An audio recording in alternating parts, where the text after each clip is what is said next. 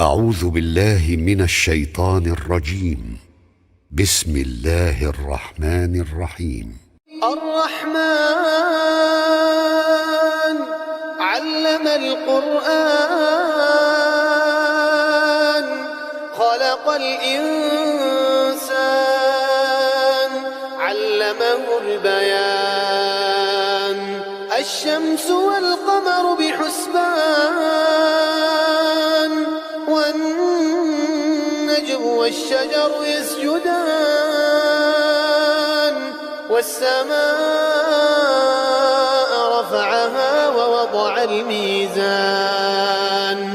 ألا تطغوا في الميزان وأقيموا الوزن بالقسط ولا تخسروا الميزان والأرض وضعها للأنام فيها فاكهة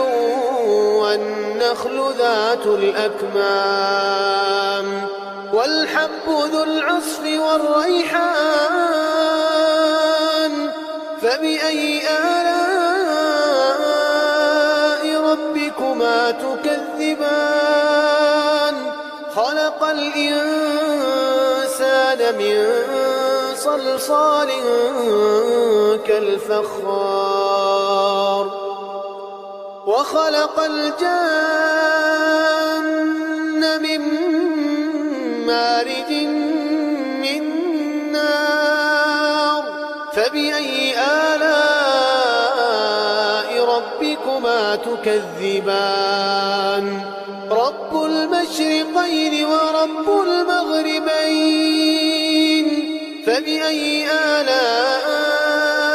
ربكما تكذبان مرج البحرين يلتقيان بينهما برزخ لا يبغيان فبأي آلاء ربكما تكذبان يخرج منهما اللؤلؤ والمرجان فبأي آلاء ربكما تكذبان وله الجوار المنشآت في البحر كالأعلام فبأي آلاء ربكما تكذبان كل من عليها فان كل من عليها فان ويبقى وجه ربك ذو الجلال والإكرام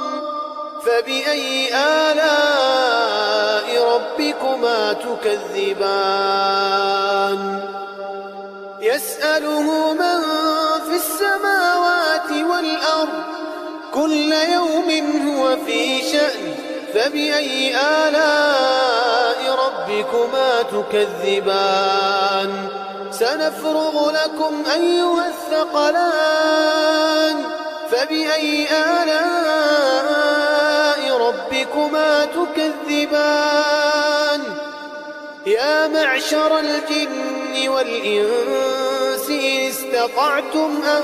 تنفذوا من أقطار السماوات والأرض فانفذوا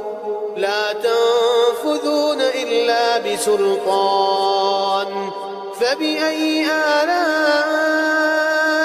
ربكما تكذبان يرسل عليكما شواظ من نار ونحاس فلا تنتصران فبأي آلاء ربكما تكذبان فإذا انشقت السماء فكانت وردة كالدهان فبأي آلاء ربكما تكذبان فيومئذ لا يسأل عن ذنبه إنس ولا جان فبأي آلاء ربك ربكما تكذبان يعرف المجرمون بسيماهم فيؤخذ بالنواصي والأقدام فبأي آلاء ربكما تكذبان هذه جهنم التي يكذب بها المجرمون يطوفون بينها وبين حميم آن فبأي آلاء ربكما تكذبان ولمن خاف مقام ربه جنتان فبأي آلاء ربكما تكذبان ذواتا أفنان فبأي آلاء ربكما تكذبان فيهما عينان تجريان فبأي آلاء ربكما تكذبان فيهما من كل فاكهة زوجان فبأي آلاء ربكما تكذبان متكئين على فرش بطائنها من استبرق وجنى الجنتين دان فبأي آلاء ربكما تكذبان فيهن قاصرات الطرف لم يطمثهن إنس قبلهم ولا جان فبأي آلاء ربكما تكذبان كأنهن الياقوت والمرجان فبأي آلاء ربكما تكذبان هل جزاء الإحسان إلا الإحسان فبأي آلاء ربكما تكذبان ومن دونهما جنتان فبأي آلاء ربكما تكذبان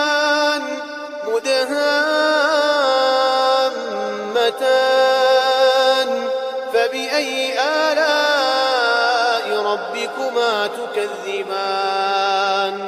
فيهما عينان نضاختان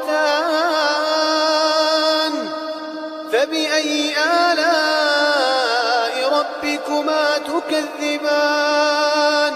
فيهما فاكهة ونخل ورمان فبأي آلاء ربكما تكذبان